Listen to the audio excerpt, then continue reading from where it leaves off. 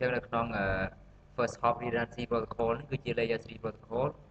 ចឹងឧទាហរណ៍ឥឡូវយើងមើលរូបភាពរបស់គេអ្វីដែលគេថា concern ណាឧទាហរណ៍ថាយើងធ្វើជា layer 3 switch ឬក៏ router ឧទាហរណ៍ router ចុះ gateway របស់ PC 10.1.10.2 ចុះបើសិនជា client ដាក់ gateway នេះបើសិនជាឧបករណ៍ឧទាហរណ៍ router នេះដនអញ្ចឹងវា switch មក redundant path នេះអត់ឥឡូវឧទាហរណ៍ថា client ដាក់ gateway អឺ 10.1.10.2 ហើយ client មាន IP 10.1.10.20 អញ្ចឹងណាចឹងឧទាហរណ៍ router នេះដនតើវា switch auto ផ្លូវនេះអត់អញ្ចឹងគឺយើងមើលទៅដូច redundant ណា driver មែនទេដងអានេះវាមកនេះតែដល់ពេលយើងដាក់ gateway លើអានេះបាទនេះដនមិនវាមកនេះមិនរួចអត់មករួចទេណាព្រោះ gateway វាមកតែ IP នេះចុះដាក់ IP អានេះដូចគ្នាអានេះកើតអត់ឧបករណ៍ពីរនឹងដាក់ IP ដូចគ្នាកើតទេតែ IP 2គឺវា complex ហើយចេញពីផ្សេងមកថា complex IP អញ្ចឹងអត់កើតដែរចឹងបើថាឧទាហរណ៍យើងដាក់ client ដាក់ gateway 3បាទនេះដនវាមកតែអានេះព្រោះផ្លូវមកតែអានេះស្រេចហើយតែបាទនេះដនវិញ client ផាញ់មក IP 10.3អញ្ចឹងមិនអានេះដនដែរអានេះដន client មានមកតែផ្លូវនេះរួចណាចាឥឡូវយើង solution មិនដើម្បីបើសិនជាអានេះដនឲ្យមកតាមអានេះបាទនេះដនឲ្យមកតាមអានេះចឹង client អត់ត្រូវធ្វើមិនប្រើរ៉ាវបែបយ៉ាងម៉េចឥឡូវយើងមើល client ដាក់ default gateway បានតែមួយទេហើយ router មិនអាចដាក់ IP ដូចគ្នាបានទេដាក់ IP ដូចគ្នាគឺ complex គ្នាហើយ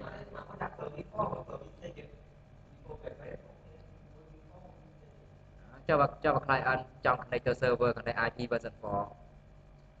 ចឹង version 4มันដួលអត់ទេឥឡូវយើង solution មិនដើម្បីថាធ្វើម៉េចឧទាហរណ៍ router នេះដនឲ្យរត់មកតាមផ្លូវនេះ router នេះដនឲ្យរត់តាមផ្លូវនេះបាទប្រើរ៉ាវយ៉ាងណា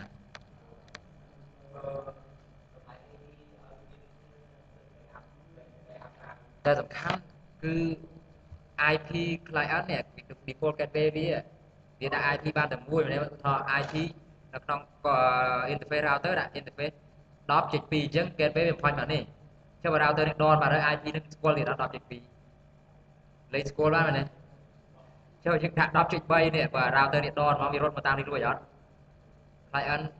សំខាន់គឺអត់មែនទាក់ទងនឹង route ទេ route យើងអាចធ្វើ backup វិញបានតែសំខាន់គឺ client នេះ client ទៅ gateway វាគួរដាក់ IP មួយណា first hop វាដើរយ៉ាងម៉េចចុះឥឡូវថា virtual IP អាហ្នឹងជាគោលបំណងរបស់គេឥឡូវយើងមើល solution របស់គេអញ្ចឹងនេះ solution របស់គេឃើញទេឧទាហរណ៍ដូចយើងមិនមាន router 2ណាមិនគេសេឲ្យយើងខាងនោះវាចុច2និងចុច3ឯងលើអូខេចុច2និងចុច3អញ្ចឹងឥឡូវយើងចង់ឲ្យ client ហ្នឹងគឺប្រើចុច2ដែលនេះ IP ចុច2ដែលក៏ប៉ុន្តែបើសិនជា router នេះដនគឺរត់មកនេះបើ router នេះដនគឺឲ្យរត់មកតាមផ្លូវនេះអញ្ចឹងធ្វើម៉េចអញ្ចឹងគេថាដើម្បីឲ្យ client ចង់ប្រើអានេះគឺយើងដូរ IP នេះចុះឧទាហរណ៍ថានេះ router 1មាន IP 192.192.0.2.1ហើយដល់ពេល router នេះ192.0.2.3អាកណ្ដាលមាន router ណាអាកណ្ដាលមាន router ឯងគឺជា visual router ចឹងមានថាម៉េច visual router ដើម្បីធ្វើបាន visual router គឺយើងត្រូវប្រើប្រាស់ protocol បំបញ្ញហ្នឹងមួយគេ first hop redundancy protocol ដើម្បីបង្កើតជា visual router ហើយក្នុង visual router ហ្នឹងគឺមាន visual IP មួយគឺ 192.0.2.2 ចឹងដល់ពេល client អត់មានប្រើ IP gateway របស់នេះទេក៏មិនអាចប្រើ IP មួយនេះធ្វើជា gateway ដែរគឺវាយក visual IP ហ្នឹងដើម្បីជួយជា gateway របស់វាអញ្ចឹងឧទាហរណ៍ឥឡូវ router នេះគឺជា forwarding router អញ្ចឹងមានន័យថាម៉េចវាជា primary អញ្ចឹងបើសិនជា client access internet គឺតាមផ្លូវនេះក៏តែបើសិនជា router នេះដនពឹបគឺវានឹង switch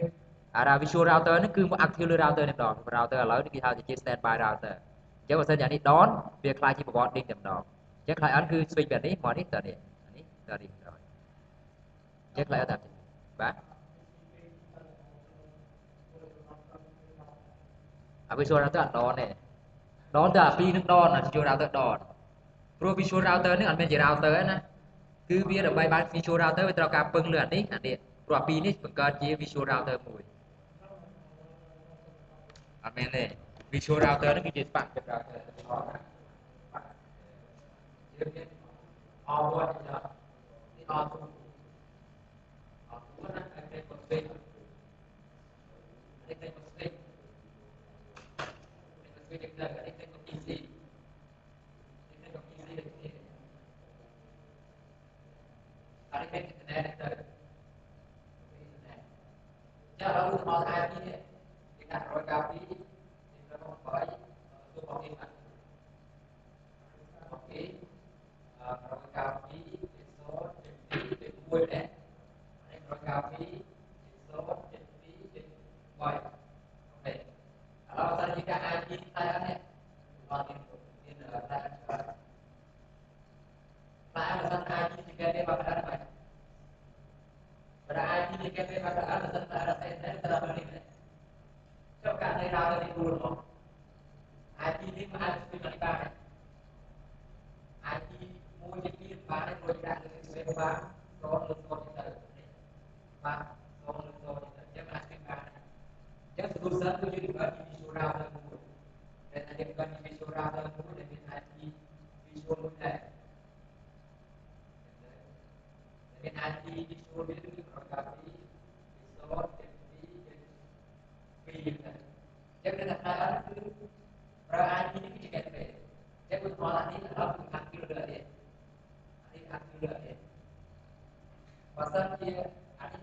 turbo itu router itu mengambil dari yang traffic itu normal pasal yang itu di luar itu jadi visual router itu dia router pakai punya bagian nói protocol ada first hop redundancy protocol anh ấy solution how the first hop redundancy protocol ហ្នឹងអូខេឥឡូវដើម្បីធ្វើអានឹងបានយើងប្រើ protocol គេខ្លះហ្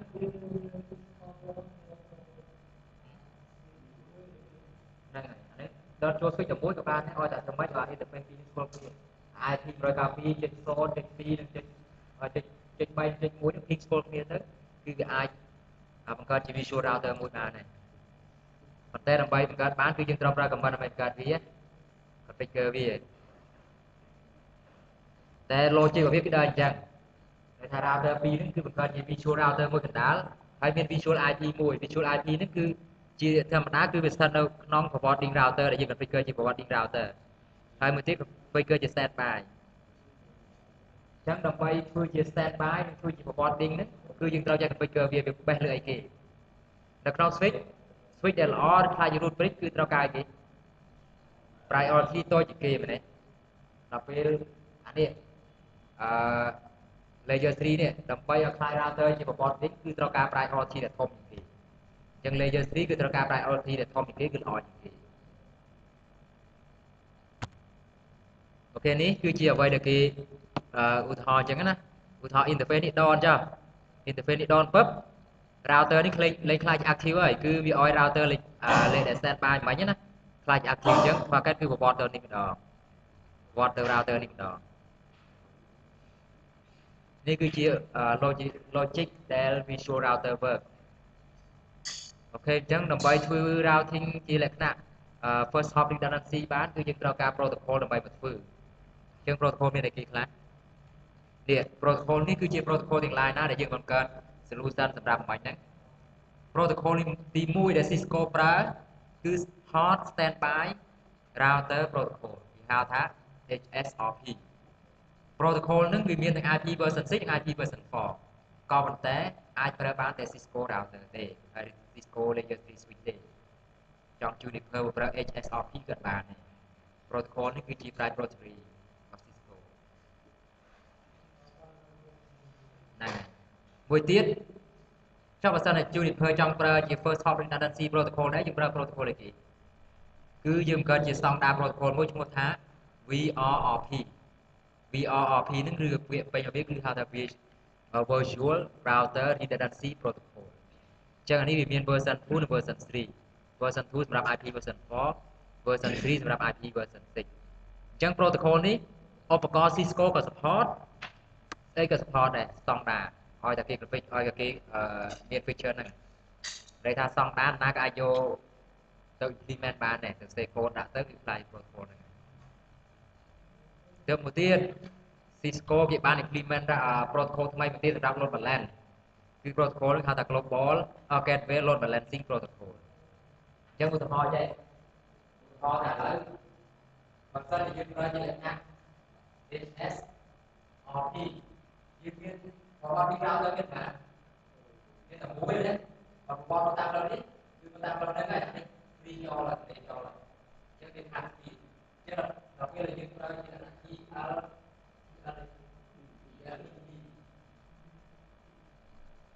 GLDP នេះវាអាចឲ្យឧទាហរណ៍ថារកយើងក៏ជា visual router របស់មួយណាយើងក៏ visual IP ពីរទៅគឺអត់បត់នេះពេល IP ពីរជា4អញ្ចឹងគឺអត់បត់តាមនេះយើងមិនដឹងថា IP ពីរជា2គឺអត់តាមនេះដាក់ពីរជា4គឺអត់តាមនេះក៏តែបើតែនេះដល់ក្រុមមកនេះពីរមកនេះដល់ក្រុមមកនេះហើយថា global គេគេលុបទៅទីពុតគាត់ពុតមកខាងអញ្ចឹងណាក៏ប៉ុន្តែអាក្រមសាមានតែប្រើទេអា GLBP ហ្នឹងគេពេញនិយមប្រើគឺ HSRP ហ្នឹងគឺពេញនិយមប្រើជាងគេឬក៏យើងពាក្យពេញនិយមគឺហៅថា Hot Standby Router Protocol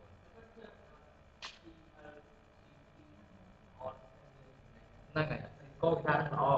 ក៏តែដល់ពេលអានឹងវាអាចបានច្រើនពេកវាពិបាកជួនកាលវា load balance ណាយើង ping ទៅជួនកាលយើង configure អត់ល្អវាជាបញ្ហាវិញ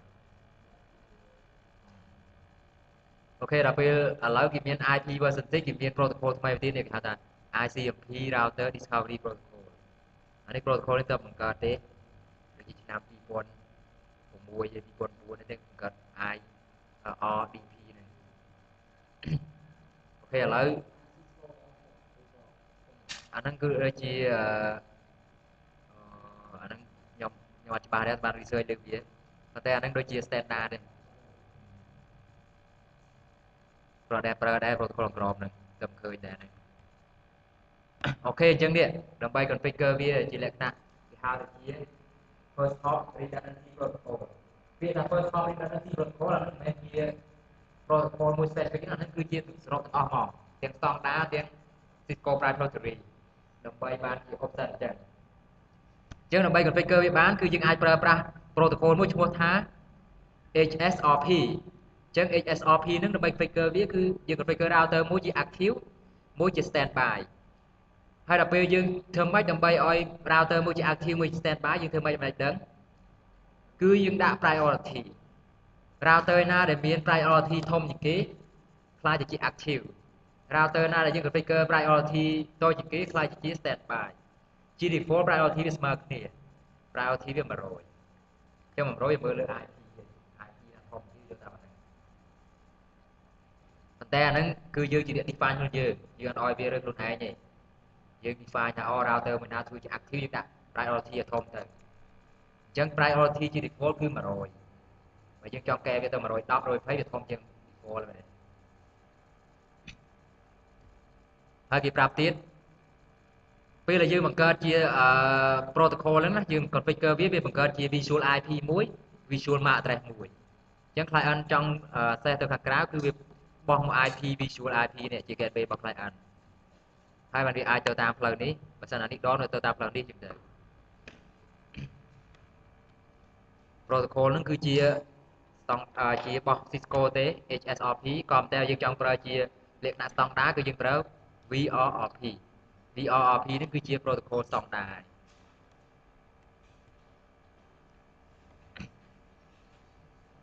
គេឥឡូវតោះខ្ញុំធ្វើឲ្យមើលមួយឥឡូវយើងធ្វើតាមរូបរបស់យើងនេះខ្ញុំបង្កើតជា protocol មួយគឺយើងប្រើជា HSRP នៅក្នុង packet tracer អត់មាន command VRRP ទេណាអញ្ចឹងយើងបានអានវត្តមួយគឺHSRP ELP ក្នុង packet tracer អត់ support ដែរ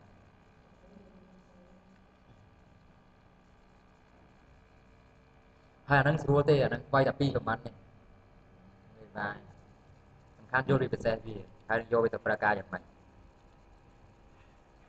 តែឥឡូវឧទាហរណ៍ថាយើងមាន router 2យើងណាគេ router 2គេហើយយើងមាន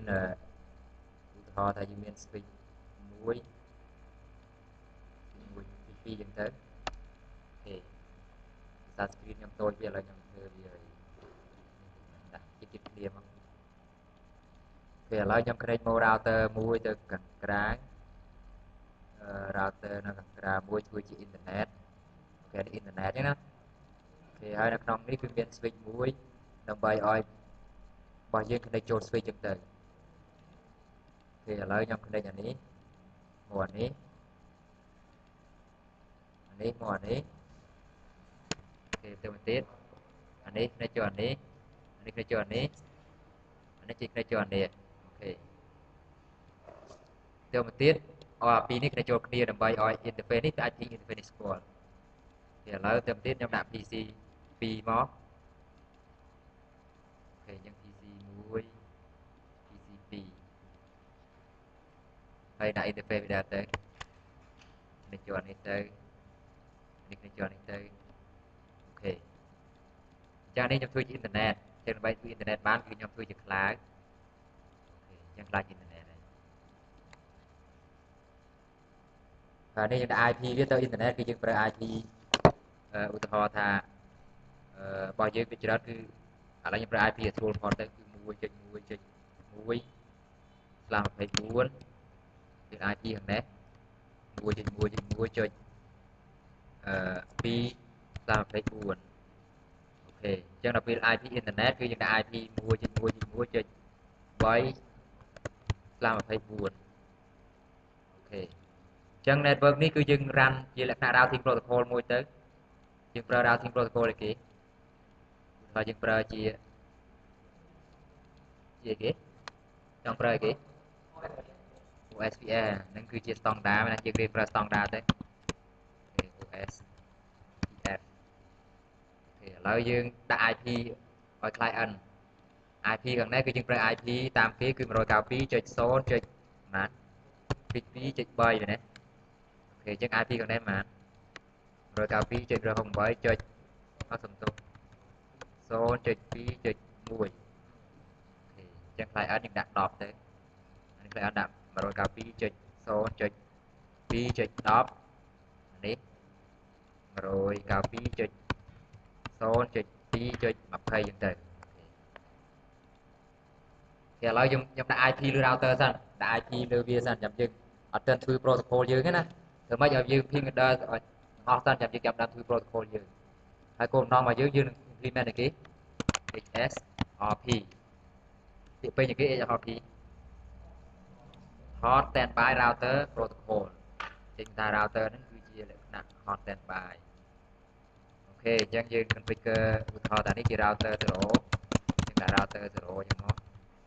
hotnet router 0អូខេឥឡូវខ្ញុំចាប់ដើម configure IP ខ្ញុំអត់ដឹង interface វាដែរឥឡូវខ្ញុំចូល interface G0 លើ0 connect ទៅណា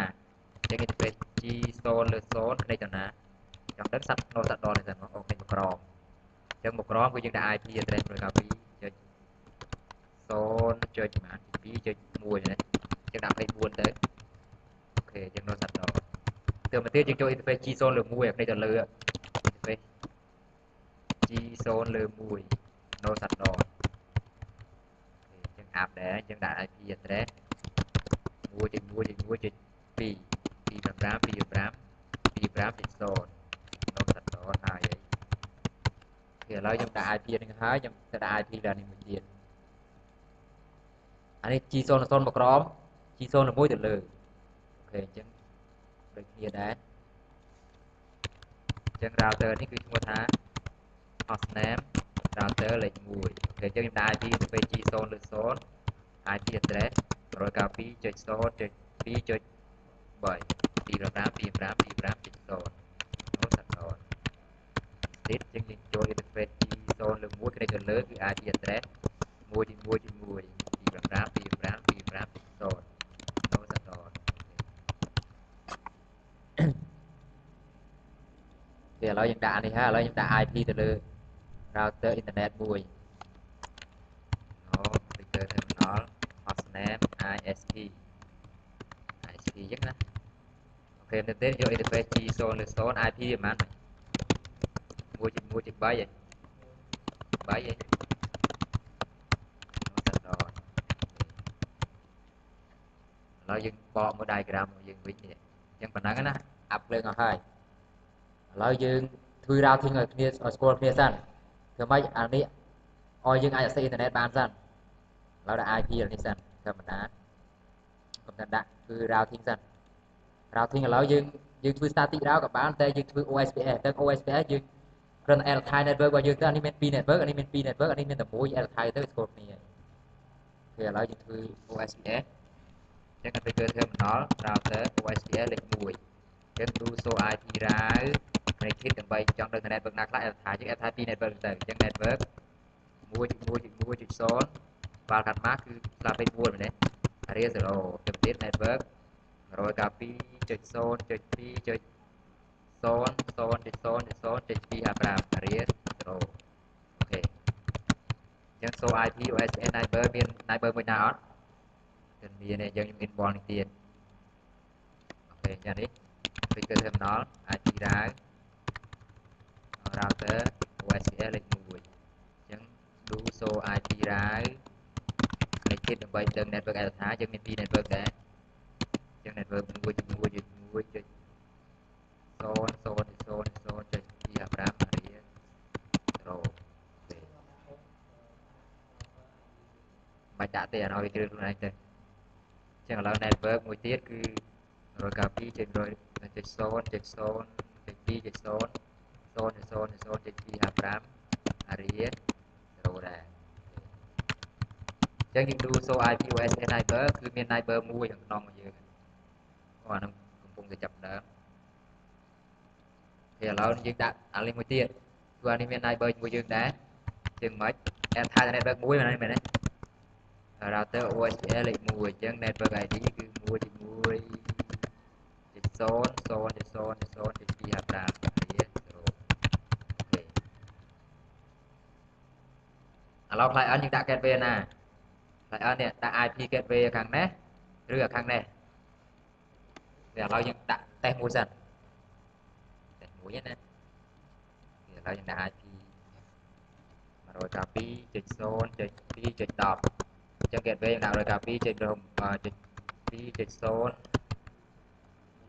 អូខេឥឡូវឲ្យ client ping ទៅ internet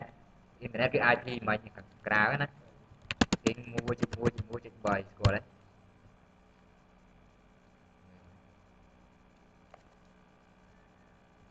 អូខេស្គាល់ហើយណាចានេះអាច ping until die អត់បាទthì ឥឡូវយើងយើងមើល flow មិនតាមពីទៅតាមផ្លូវណាឥឡូវ trace មើលមើល trace search 1.1.1.3 ទៅតាមណា 1.2.1 មែនទេអូខេឥឡូវយើងសាកបិទឧទាហរណ៍ថានេះដនចុះអញ្ចឹងយើង trace ម្ដងទៀតមកឥ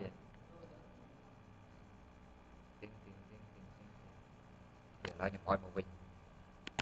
ខ្ញុំមានវិញថ្មីអត់អីទេនៅណាស្វាយពីដែរខ្ញុំពើ control set ទេមិញគឺឥឡូវចាប់ថាយើងបិទផ្លូវនេះចុះយើង start on interface ដែល connect មក PC ណាអូខេអញ្ចឹងយើងអាច ping ទៅ internet ទៀតស្គាល់អត់លេខស្គាល់នៅតាមអាវរហូត control set control C អូខេ ping លេខស្គាល់ហើយអញ្ចឹងន័យថាបើសិនជា router នេះដនវាយើងដាក់ IP gateway លើនេះមែនទេ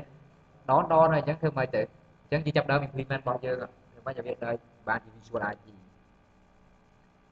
អូខេឥឡូវខ្ញុំបើកវិញយើងចាប់ដើម implement protocol មួយឈ្មោះថា HSRP អញ្ចឹងយើងឲ្យ router ឥឡូវយើងទួយវាគេយើងឲ្យ router នេះគឺជា active វិញអញ្ចឹងនេះគឺជា active router ឬក៏ forwarding អានេះដាក់ active មានតែពីរ active និង standby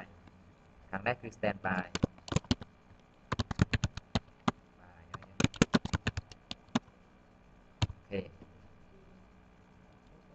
អូខេឥឡូវតោះចាប់ដើមធ្វើដើម្បីធ្វើវាធ្វើម៉េចឥឡូវយើងចង់ធ្វើលើ interface ណាព្រោះ HSRP ហ្នឹងយើងធ្វើជាត្រូវការ interface យើងធ្វើ interface G 0 ឬ 0 ឬ G 0 ឬ 1 ធ្វើ interface មកយ៉ាងមួយអញ្ចឹងយើងធ្វើយើងចង់ active ខាងនេះមែនទេអញ្ចឹងធ្វើលើ interface ណា G 0ឬ 0 អូខេអញ្ចឹងចូល interface ហ្នឹងវាយ command ទៅអូខេឥឡូវដើម្បីធ្វើវាយតែ2 command នេះអូខេទៅទៀតឥឡូវយើងចូល interface G 0ឬ 0ណាឥឡូវខ្ញុំចូលមកទៀត interface G 0ឬ 0អូខេអញ្ចឹងដើម្បីធ្វើ HSRP គឺយើងវាយតែមួយគឺយើងវាយ standby ហើយគេសួរថាដាក់ក្របលេខប៉ុន្មានអញ្ចឹង interface នឹងអាចមានច្រើនក្របយកដាក់ក្របលេខ1អញ្ចឹងទៅក្របលេខ1ជា default ក្រប0បើយើងអាចដាក់ក្របហ្នឹងហើយសួរថា IP វាមាន IP version 4 IP version 6ឥឡូវយើងប្រើអីគេ IP version 4យើងដាក់ IP អូខេចឹង IP វាដាក់សួរថា IP នេះស្អីគេវាថា virtual IP address virtual IP address នេះគឺជា IP ដែលយើងនឹងយកទៅដាក់ gateway របស់ client អញ្ចឹងដាក់ IP ប៉ុន្មានព្រោះថា 2.0 2.2 មែនទេ client វាឲ្យដាក់ប៉ុណ្ណឹងមែនទេអូខេអញ្ចឹងយើងវាយតែប៉ុណ្ណឹងក៏បានក៏ប៉ុន្តែយើងចង់ឲ្យ router នេះអត់មែនជា active មែនទេវាយតែប៉ុណ្ណឹងបានហើយជា default priority វា100យើង router នេះដាក់ priority ដាក់លើនេះអូខេអញ្ចឹង configure terminal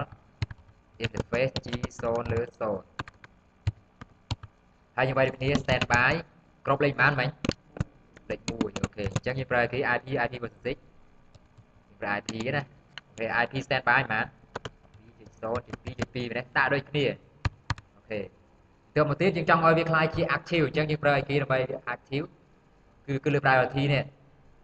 ជា priority ឥឡូវ priority អានោះវាជា default 100ឥឡូវដាក់អានេះប្រហែលដើម្បីធំជាងអញ្ចឹង standby លេខ1 priority ដាក់110អញ្ចឹងទៅអញ្ចឹងវាថា speak to standby យើងមិនថាម៉េចហើយយើងនេះកំពុងតែចរចាជាមួយនឹង standby អូខេឥឡូវចាប់ដើមសូមើលសូ standby brief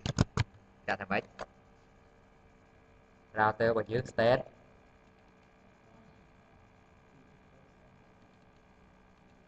ចុះអានោះមិន active អានោះវិញឥឡូវយើង set priority របស់គេនេះដែរចាដាក់ priority វា100 IP standby លេខ1 priority 100បានហើយ so standby active local ចុះអានោះ ping ដល់នោះអត់ស្គាល់ផង192.0.2.3អានោះហ៎ស្គាល់តែអត់ទៀតទៅនេះបាទ clear standby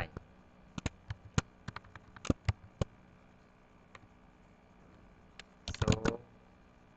standby ចុះ standby unknown មិនស្គាល់ទេទី100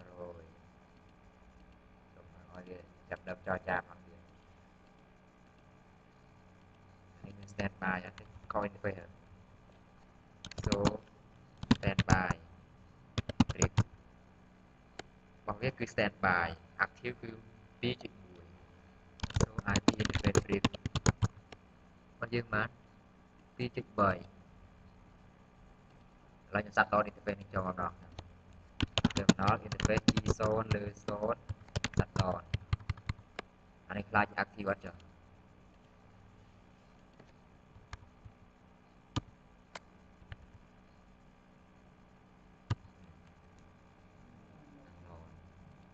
ឥឡូវបើកនេះវិញ no សាត់តអ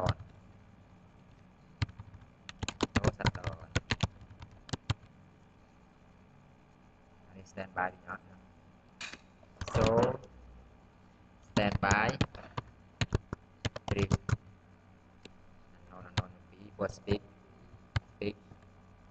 វា speak សិនវាមាន state speak ហើយមកចាប់ដើមទៅ active state ចុះនេះជា active រហូតនេះ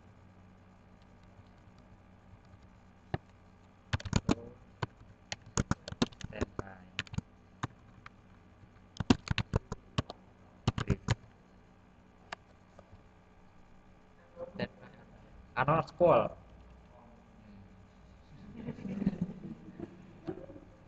អូខេឥ ឥឡូវ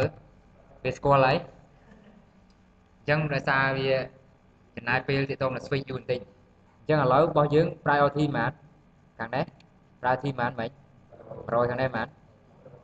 អញ្ចឹងអាណាដែល priority ធំគឺខ្លាយជា active ហើយអញ្ចឹងឥឡូវសូមនេះ stand by អញ្ចឹងនេះថាម៉េចវាថារបស់វាគឺ priority 110អញ្ចឹង state វាគឺជា active ហើយ active គឺ local អញ្ចឹងនៅតែខ្លួនឯងដល់ពេល standby router គឺណា IP នេះគឺជា standby router អូខេឥឡូវយើងទៅដាក់ client ដាក់ gateway ហ្មង client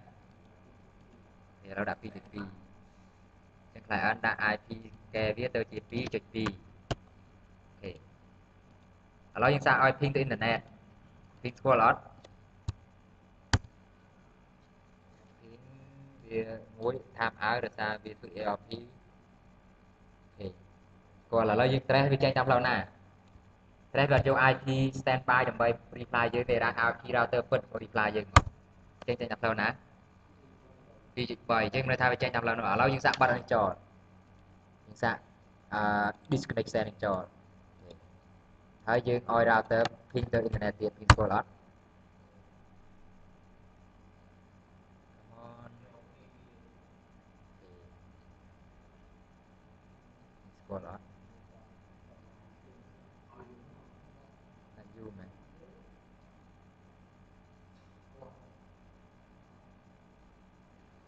គួរតែស្គាល់ចាំមានអារម្មណ៍ថា router យើងយឺតណា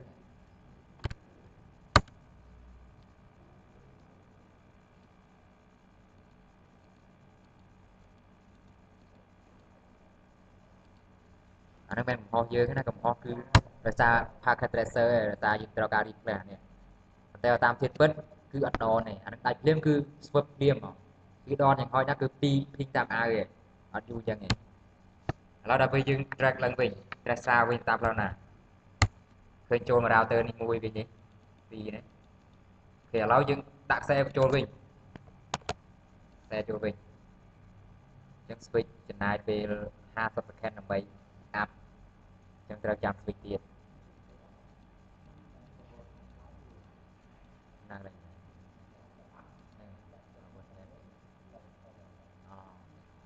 គេឥឡូវសាក់ track ទៅម្ដងទៀតទៅតាមផ្លូវណា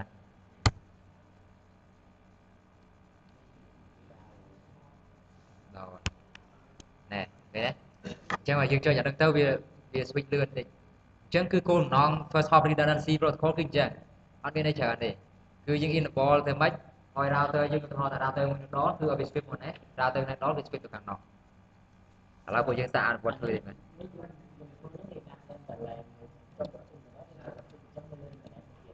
internet គឺយើងប្រើប្រភេទ routing ឯដើម្បីថា internet គឺមិនអាចធ្វើខាងហ្នឹងបានទេព្រោះបើសិនជាយើង internet IP តែមួយបានណាចុះយើងទិញ IP ពីរផ្សេងគ្នាទៅចឹងកើតអត់អាចកើតទេអញ្ចឹង IP ផ្សេងគ្នាគឺពឹងលើ BGP ហើយឬក៏ protocol របស់យើងអញ្ចឹងអានេះគេហៅថា first hop redundancy protocol គឺយើងសម្រាប់ LAN ទេគោលបំណងសំខាន់គឺសម្រាប់ LAN ឥឡូវឧទាហរណ៍ចេះឧទាហរណ៍ថាយើងដាក់ឲ្យវាដល់នេះមិនបាញ់យើង disconnect set នេះចុះបើគេ disconnect set នេះវាដឹងអត់ disconnect set នេះវាដឹងអត់វារត់មកតាមនេះអត់អាចដឹងទេ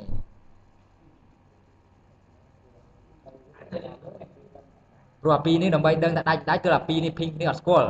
interface ពីរនេះ ping នេះអត់ស្គាល់អានេះដឹងថាដាច់ឬមិនដាច់បើសិនជាអាពីរនេះនៅតែ message នៅតែស្គាល់គ្នាអញ្ចឹងវានៅតែប្រព័ន្ធតាមហ្នឹងគាត់តាមហ្នឹងដល់ណាបើអានេះដល់អញ្ចឹងបើទោះតែយើងធ្វើ routing protocol លើនេះបើថានេះដាច់គឺឲ្យវាបកតាមនេះអាហ្នឹងគឺពឹងលើ OSPF ហ្នឹង OSPF នេះធ្វើទេអាហ្នឹងឥឡូវយើងសាកអញ្ចឹងណាដាច់នេះពឹបយើងរត់តែណាវិញឥឡូវឲ្យទៅម្ដងទៀតជួយលើនេះសិនណាឥឡូវសាកទៅម្ដងទៀតទៅតាមផ្លូវណាពឹបពេលដល់ router លេខ3ឃើញជាប់វាំងទេនោះណានេះចឹងដូចលូមដល់ចឹងន័យថាវាប្រវត្តិគឺប្រវត្តិមកនេះដែរមែនទេវានៅតែមកនេះនៅមកនេះចានេះមានរាវនោះអត់ស្វាយពីរាវតែជាមានទេស្វាយពីរាវ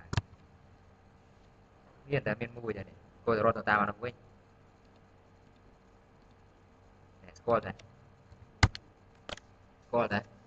chẳng ra thằng mấy một bốn cứ bị tàu rốt tàu rào tàu Nissan mà này hay bạn rào tàu ní lên rào nó tạm OSPF rốt mà này vinh thằng trên này hay bạn đi port mà này vinh và port mà đi vinh bỏ port mà đi hẳn port mà đi vinh đôi chị anh ấy là mưa simulator mọi người đấy từ rào tàu lấy pi đấy chọn phát pi bạn để đặt máy đấy ngoài này rào tàu lấy pi ok tơ cô trên tam ná người này san người này hai bạn rốt một tam đi vinh cho bạn ấy từ router luôn router nó hai bạn từ nó vinh nó hai hai giờ này cứ anh muốn đi direct ngọn rồi biến IP ra một cái tiếng mó ok cho một direct trong này ta đây là ní IP việc nó ra một cái việc chạm bài vọt mà đi đây cứ một direct đó chẳng và xong chỉ tay thằng lớn cứ pưng lừa routing thằng lớn hay routing này theo thứ static ráo ba nọt static ráo được lái tay cho mình này còn thế đọc bài vừa nó ghi miền solution với tiền vì những track interface người ta bảo sân interface đón cứ oi vía anh ấy oi mà anh ấy master dem đó và interface đón cứ oi anh ấy khai chia master mình cho bài tani nó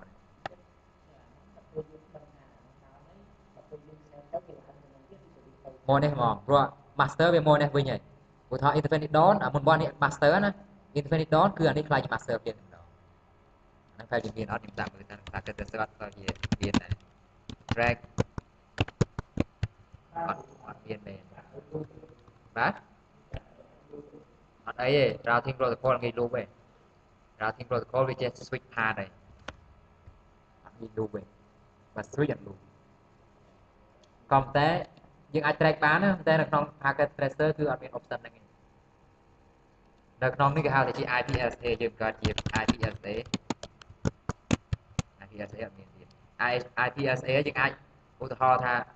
chuột cá vì computer internet mỗi mình đo trôn đi mà nè hai bạn trai nhà ní cho từ router dư trong vì video converter từ router dư nghĩ đo nó đề nghị đó này này từ thằng tách fiber này đấy chứ mình được anh nó áp thầm đà này nhưng cứ cái track IP gateway tầm đó IP của ISP mà nhưng oi router nhưng ping mà ping IP ISP ping ở school cứ ta interface đo này chứ switch cho một hàng thiệt anh ấy những ra tam IP LCA cái là chúng ta vừa tam logical trên 11 gật lẹ bôi luôn ai vừa chẳng còn nó ăn bên lẹ bây là gì chẳng cứ quay cứ man của bạn tapi của bạn này standby chỉ cần configure thêm nó configure chừng máu như vậy interface chỉ zone lư zone hay như vậy của bạn vậy cần gì để cho phí cứ như vậy standby lịch mùi chẳng như đã thá IP đã IP visual remote zone thì vì những thứ hay đã standby lịch mùi priority đã mà rồi đọc những thứ này hay là về thằng này cứ review công nên thực tế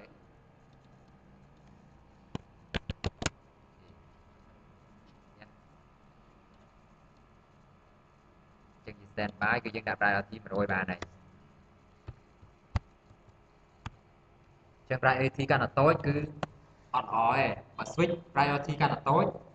switch những khai chia root bridge chia lên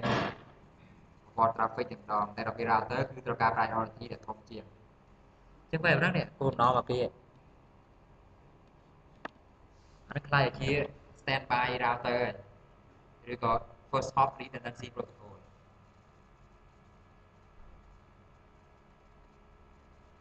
ហើយវាច្រើនអានេះគឺគេចូលទៅ implement ច្រើនមែនទេនៅក្នុង ISP ក៏គេធ្វើក្នុង bank ក្រុមហ៊ុនគេច្រើនគឺធ្វើទាំងអស់ហើយគេប្រើ protocol ទៀតគេប្រើ HSRP GLRP បាទប្រើដោយសារឧបករណ៍ខ្លាំងអត់ support បើ VRRP គេប្រើច្រើនដែរជួនកាលបើសិនជាឧបករណ៍ main Cisco ណាអាច check point អាច voice card ឬអាចជាលក្ខណៈគេហៅថា Juniper អញ្ចឹងទៅគេអាចប្រើ VRRP តែបើ Cisco គឺ protocol best choice គឺហ្នឹងហើយ HSRP line ដូចប្រើ VRRP Virtual Router Redundant Protocol ខ្ញុំធ្លាប់ធ្វើលើ line ដូចម្ដងបងប្អូន line យើងឡើង line ដូច line ដូច switch ZOS Red Hat FreeBSD គាត់ខ្ញុំយកទៅប្រើ ZOS ហើយយើង install ទៅវិញទៅ install ទៅវិញ VRP ទៅហើយ enable line ដូចជា router ទៅវាអាចប្រព័ន្ធ traffic បាន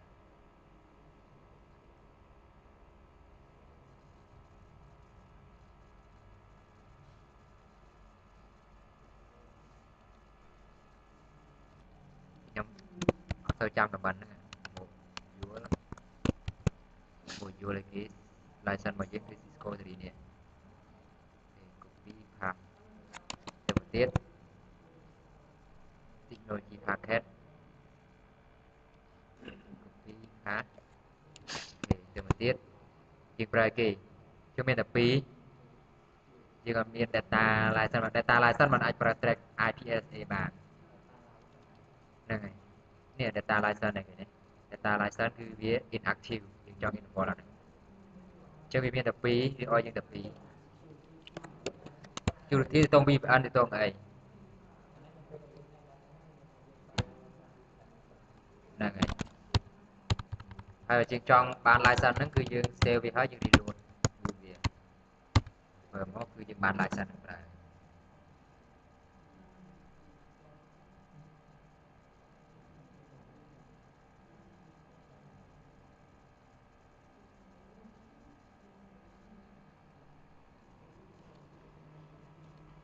គេនេះឥឡូវខ្ញុំឲ្យគូ reboot ចេញ reboot start ដែរ terminal IP LSA អត់មានដល់ support តែដល់ពេលយើង show license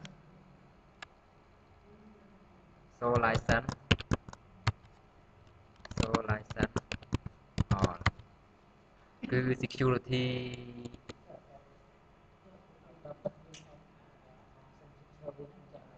ហ្នឹងហើយដូចគ្នាចឹងនេះ evaluate ហើយយើងប្រើកំពុងតែប្រើគឺប្រើប្រហែលគឺយើងអាចប្រើ208អាទិត្យចុំបានយូរណាឥឡូវហើយនឹង2ថ្ងៃទៀត total ប្រើណាចឹងវាប្រហែលខែ200អាទិត្យជាងជាង2ឆ្នាំប៉ុន្តែបើ device ពិតគឺបានតែ8អាទិត្យទេណា6អាទិត្យវាបានខែ2ខែដែរ device ពិតគឺបានតែ2ខែយើង evaluate វា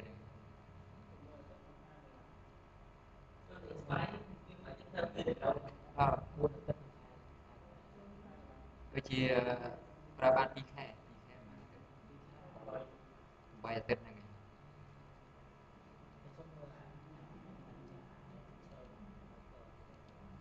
feature reload ដល់ណា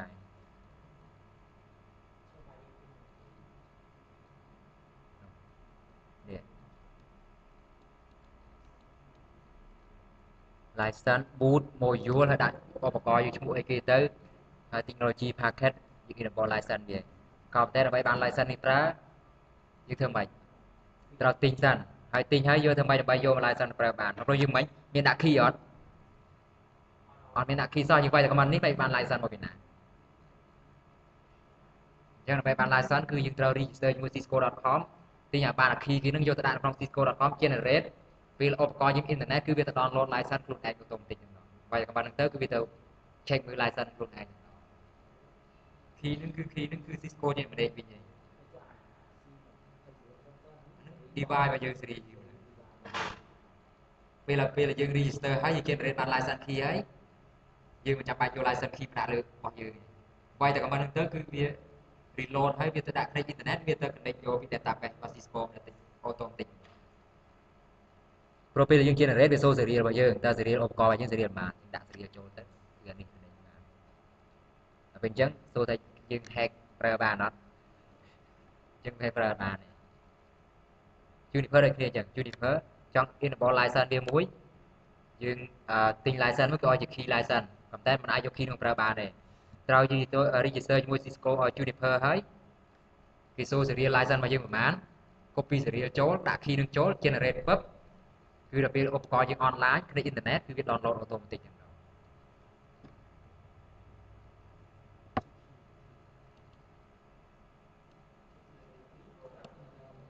នឹងហើយហ្នឹងហើយបើយើងចង់ enable license security មាន VPN មាន IDS IPS អីណាខ្ញុំជិះពាក្យ license គេមួយដែរទិញឧបករណ៍មកអត់ license អញ្ចឹងខ្ញុំ evaluate ទៅប្រើបាន 2 ខែគេទៅទិញហើយចង់ប្រើបានទៀតទៅ restart ទៀតខុសគ្នា data ចំពោះអានេះចំពោះឧបករណ៍ស៊េរីនេះ data license គឺlive វាលក់គឺ700 license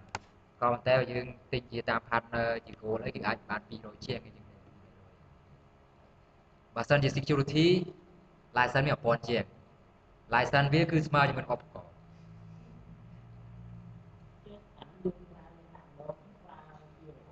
វាមានតាមlicense វាមានតាមគិតឆ្នាំវាមាន3ឆ្នាំ5ឆ្នាំឬក៏1ឆ្នាំ1ឆ្នាំថោកជាងគេថ្លៃជាងគេដល់ពេល3ឆ្នាំតម្លៃរៀងថ្លៃឬក៏ permanent ដូចជាដូចខ្ញុំនិយាយមិញគឺ permanent ទេតម្លៃ200ជាងសម្រាប់ data license តម្លៃ security គឺតម្លៃថាជាអាច700ជាងអីចឹងដែរមុនខ្ញុំច្រែកមើលដូចជា700ជាងយើងទិញឧបករណ៍ស៊េរីថ្មីឥឡូវគឺប្រយ័ត្នណា Cisco មុនគឺអត់អីទេឥឡូវយើងប្រើ IS version ប៉ុន្មាន version 15 ចឹង version 15 នោះគឺត្រូវមាន license in hand មកចឹងទិញឧបករណ៍ត្រូវមើលផងហ្នឹងហើយយើងចង់ប្រើឲ្យគេឧទាហរណ៍ថាយើងចង់ទិញមកចង់ប្រើ multi home internet load balance multi home អញ្ចឹងគឺត្រូវទិញ data license ដែរអាចធ្វើបានហ្នឹងហើយថាអូចង់ធ្វើ VPN ធ្វើ security IDS IPS ទិញ security license បើចង់អូខ្ញុំចង់ធ្វើ NAT ធម្មតាចង់ route IP ធម្មតា routing protocol ធម្មតាបាច់ទិញអីទិញមកគឺ IP base បានណា IP base បានជាមួយនឹង routing protocol OSPF EIGRP ហើយនឹង NAT អីធម្មតាបានតែ advanced feature គាត់បានឥ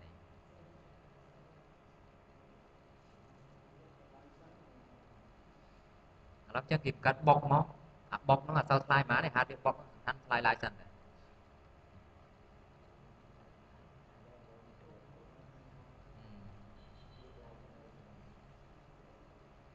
profile របស់ទាំងអស់ចឹង Checkpoint Juniper Fortinet គឺ license វាគឺថ្លៃ